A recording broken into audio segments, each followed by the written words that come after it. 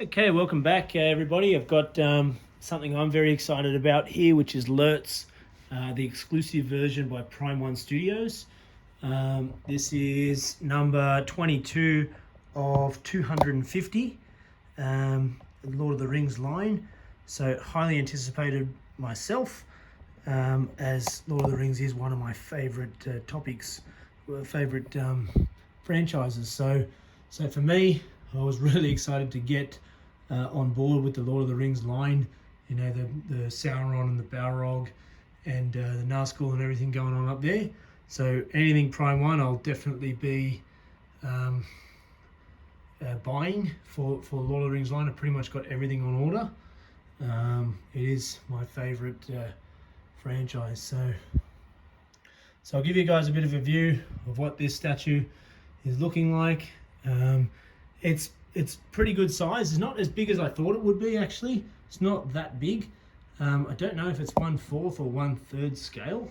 Oh no, 1/4 scale, so that makes sense. Yeah, so it's a quarter scale. So that makes a lot of sense. If it was 1/3, I was going to say it's really small. But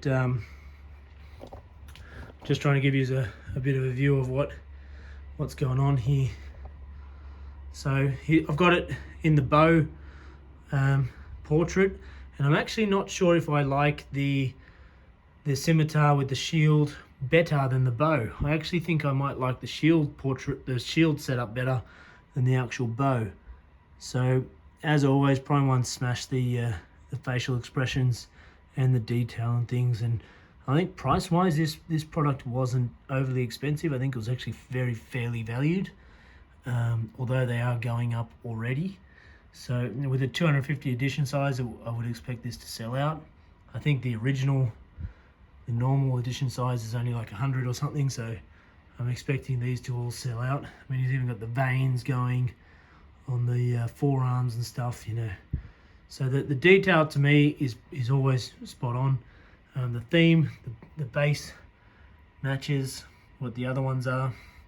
You got helmets there, a bit of a rock, steps of when, you know, in the Fellowship when he's coming down to shoot his arrows towards Boromir, possibly. Really, really great piece. One really strange thing I'll show you is what's going on. I'll show you is the setup of how they did the bow. I've never seen this before in my whole time in collecting. So the arrow is separate, and then the bow arm, this arm is actually attached to this arm. So I don't know if you can see that on camera, but they're actually attached. So you can't do one without the other. So I've never seen that before in my whole time in collecting.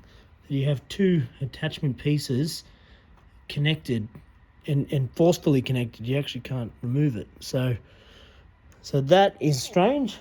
Good or bad, I don't know. But I'll put the other portrait version on. I actually think I like this style better. Let me know in the comments what you guys think. But rather than the sort of classical bow version, I actually like this version better.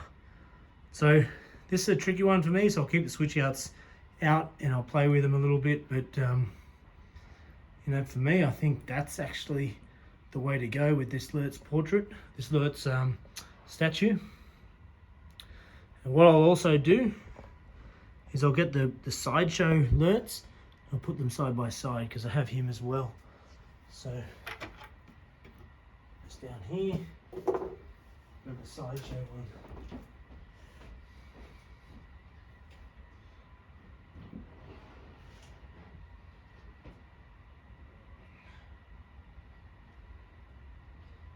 So here we have this sideshow Lurtz, much smaller footprint, much more simplistic view, I guess.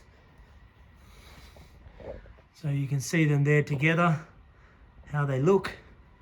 You know, you got the sideshow one here with its mixed media, facial expressions, a bit more simpler base, you know, with a Lurtz badge on there, or you got the Prime 1 Studios next to it. It's actually a little shorter, the Prime 1 Studios. So, you know, scale wise they're a little different.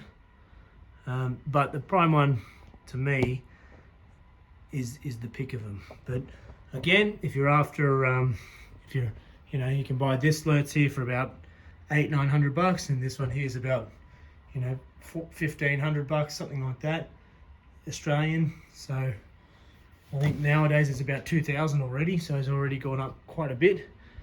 But you know, there's the back of the two, so you get quite a view of what's going on there. So two very different statues of the same character. One a little more dynamic than the other. You know, a little bit more hair detail. Then Sideshow's version is not bad at all, considering how old it is. Not bad at all. But I just think Prime 1's is that little bit better. So I guess evolution, progress of statue collecting, and what these companies are doing with them. But yeah, let me know in the comments what you think, who wins this battle. But yeah, really excited for this Prime 1 Lurtz. Really excited for the whole Lord of the Rings line from Prime 1. That will be my #1 collecting priority. If I have to peel back anything, it won't be Lord of the Rings. So I am looking forward to the release of the next Prime 1 Lord of the Rings piece. So the Nazgul, or the new Witch King one that they're releasing, is going to be insane. Very excited for that. Here's the box, by the way, if anyone's interested in the Lurtz box. A little bit of a precautions and disclaimer and things on the box which I've not seen before. The spruiking Aragon, which I have coming on a ship already on its way, and you know, again the bow portrait. So they've got the bow and the battle portrait on the box as well. So there you have it, shipper box. You know, 22,250 Lurtz, Prime 1 Studios. Great piece, really happy this come in. Let me know what you think in the comments, who wins this battle. Thanks for watching.